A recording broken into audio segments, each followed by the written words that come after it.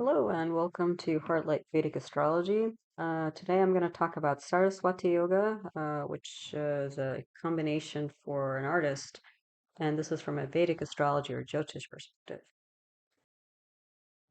So, note beforehand, I make teaching videos on Jyotish, Vedic astrology. All of my teaching videos on the subject are in my concepts playlist.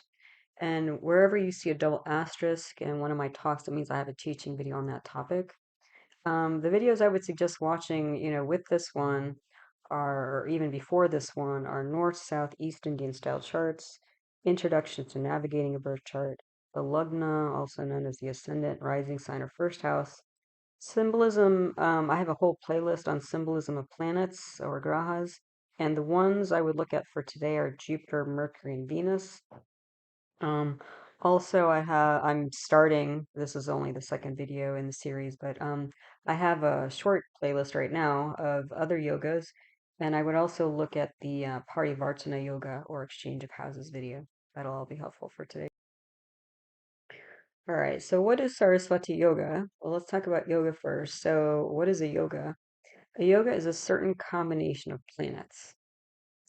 So, and what yogas do in Vedic astrology is that they give you extra information about a person, because we're talking about birth charts here. And these are certain combinations of energy play out in somebody's life. So they're kind of like a meta analysis of the birth chart, right? So what is Saraswati? Well, Saraswati is a person or actually goddess, and she's a goddess of education, arts, and speech as far as, Indian culture is concerned.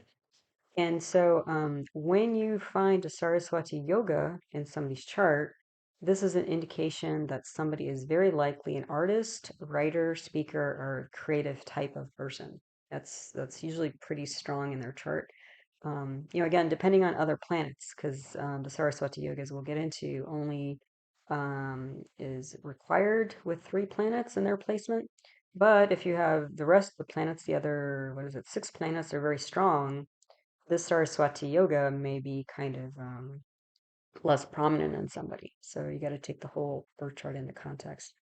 Um, so what are the criteria for Saraswati yoga? So we're talking about 3 planets here: Venus, Jupiter, and Mercury. And all 3 of these planets have to be in certain houses. So again, I use North Indian style charts, and the top of the chart's the first house, and to figure out the number of the other houses you count counterclockwise. So you go first, then you move to the left, up and to the left. That's the second house, and around back to the first house. So Venus, Jupiter, and Mercury all need to be in Kendras, and I'll talk about Kendras, or Triconas, and I'll talk about Triconas, or the second house. So the second house you can see here, I put a big yellow or saffron X in the second house. Okay. The other qualifying criteria. Okay, so you can see Venus, Jupiter, and Mercury, and Kendra's Trichonas are second house. Then that's probably a Saraswati yoga. But you want to make sure that all of these planets are strong in their placement.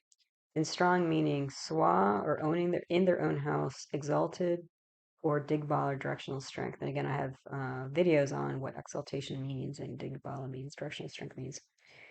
Or at least you don't want these planets to be weak. So ideally, you want the planet strong, Swa, Exalta, Digbala, and you definitely don't want them debilitated or combust or asta. Okay, so that's the criteria for Saraswati Yoga. So let's back up a little bit and talk about what are Kendras and Triconas. So Kendras are the 4 central diamonds in a chart. So in here, here it's the numbers you see 3, 6, 9, and 12. That corresponds with the third constellation, sixth constellation, ninth constellation, 12th constellation. So Gemini, Virgo, Sagittarius, and Pisces. Okay.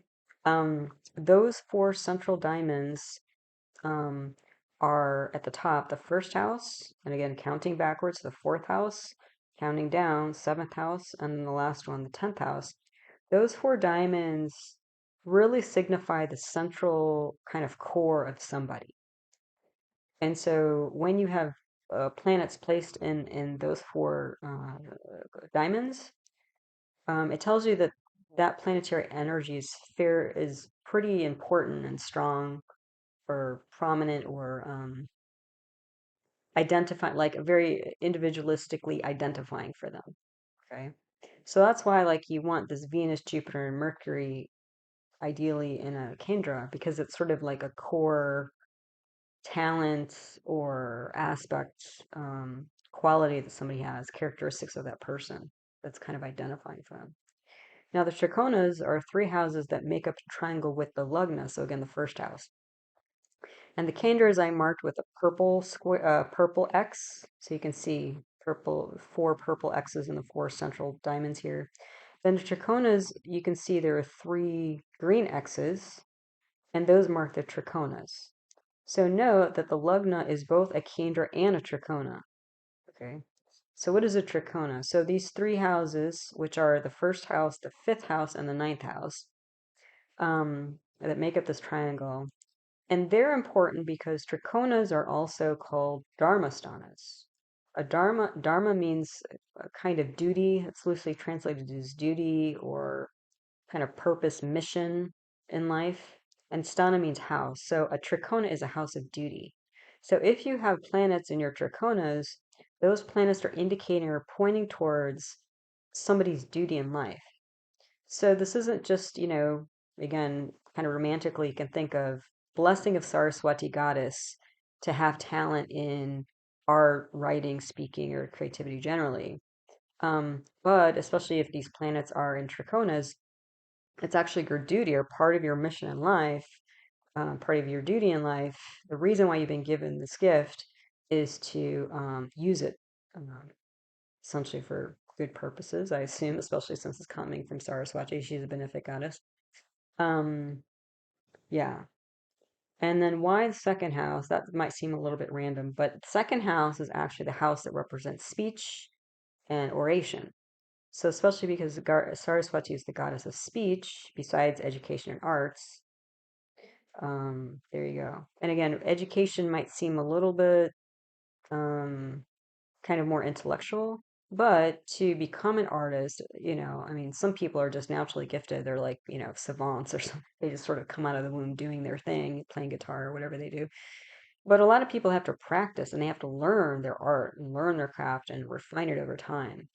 So if you don't have the gift of education and not necessarily again, formal book learning education, sometimes that's important, especially if you're speaking about, more knowledgeable subjects. But most arts, crafts, speech, or whatever, not only requires a certain sort of physical ability to produce, using the hands or whatever, but you have to have usually some training, even if it's you've trained yourself by doing this artistic, going through the process of an artistic endeavor time and time again through the years. Yeah, that's still an education, even if you're not sitting in a classroom. Yeah.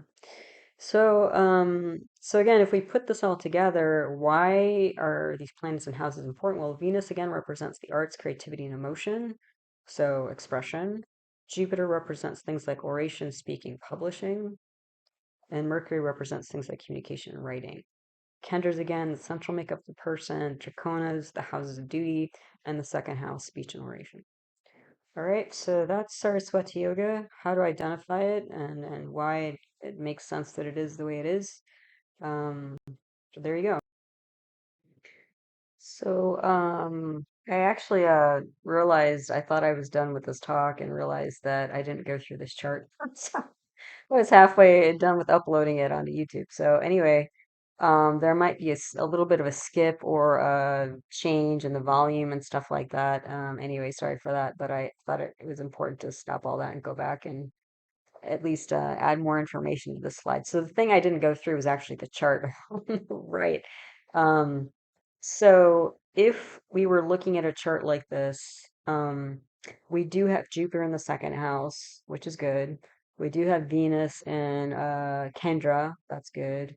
We have Mercury in a Tricona, that's good. So that's the first step. Now we have to qualify. Well, Jupiter is in Cancer, so Jupiter's exalted, so that means Jupiter's strong. Great. Yay, thumbs up. Venus is a mixed combination here. Venus is in Virgo. Virgo is debilitated, or excuse me, Venus is debilitated in Virgo, which is kind of like, it doesn't look good. But also at the same time, Venus has Digbal or directional strength in the fourth house. So, I would still take that. And then Mercury is in Libra. It's not particularly strong or weak. It's kind of, we would call it ordinary condition. It has a little bit extra strength because Libra is ruled by Venus, and Venus is a friend of Mercury. So Mercury's, again, ordinary condition.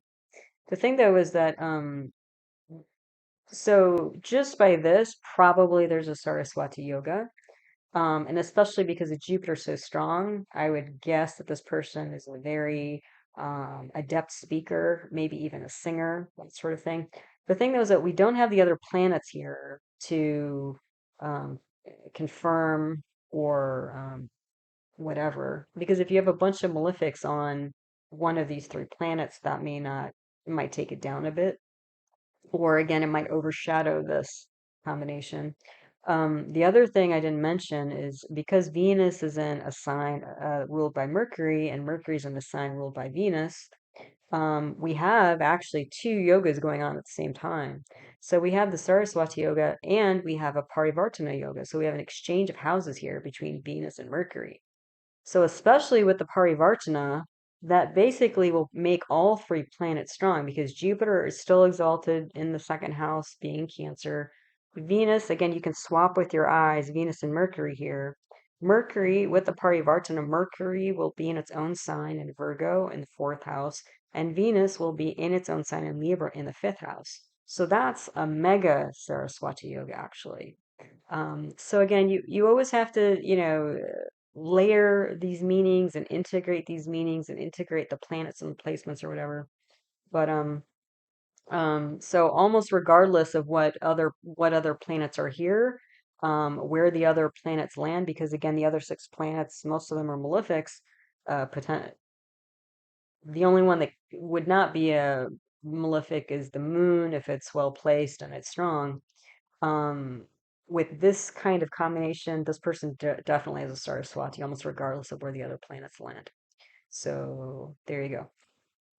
There you go. Hopefully that even if there's a skip in the my talk, still it was useful to go through this that way, to go through the chart this way. So as always, thank you for your time and your interest in Vedic astrology. Again, all of my teaching videos on the subject are in my concepts playlist. I do offer personal birth chart readings on Zoom. If that's of interest, you can email heartlightastro@yahoo.com.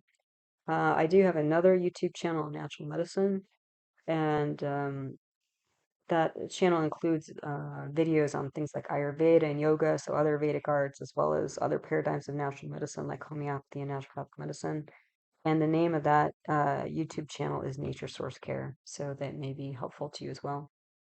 But as always, I hope you found this interesting and useful as you navigate the energy cycles of your life. So take care until the next time. Namaste.